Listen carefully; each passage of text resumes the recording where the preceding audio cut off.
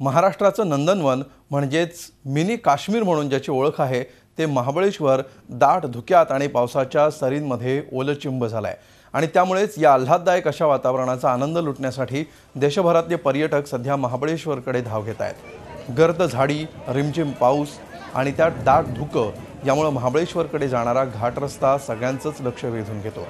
आता तर पावसाला सुरुवात झाल्यामुळे महाबळेश्वर हिरवगार होऊन गेलंय। घाटातील दाट धुक्यामुळे गाडीचे दिवे चालू ठेवूनच महाबळेश्वरमध्ये यावं लागतंय। महाबळेश्वरला आल्यानंतर पावसात भिजत कणीस खाण्याची मजा काही औरच। सर्वात जास्त पर्यटक या भागातील स्वीटकॉर्नवर ताव मारतात। एकूणच महाबळेश्वरमधील पर्यटनाचा खरा आनंद घ्यायचा असेल तर पावसाळ्याच्या सुरुवातीला एकदा तरी महाबळेश्वरला भेट द्यायलाच हवी। इथलं वातावरण तर नेहमीच चांगलं असतं। पावसाळ्यात तर धुक्यामुळे पावसामुळे जास्त एन्जॉय होतं। त्याच्यामुळे आम्ही विथ फॅमिली येतो, बोटिंग करतो, खातो पितो, मस्त मजा करतो। खूप मजा आली आणि इथलं वातावरण पण खूप मस्त आहे। मजा येते इथं आल्यावर।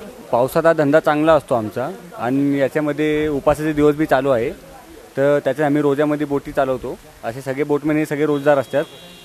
अजून खूप छान क्लायमेट असतं महाबळेश्वरचं। पावसात एक कस्टमर जास्त होऊन आनंद घेतं।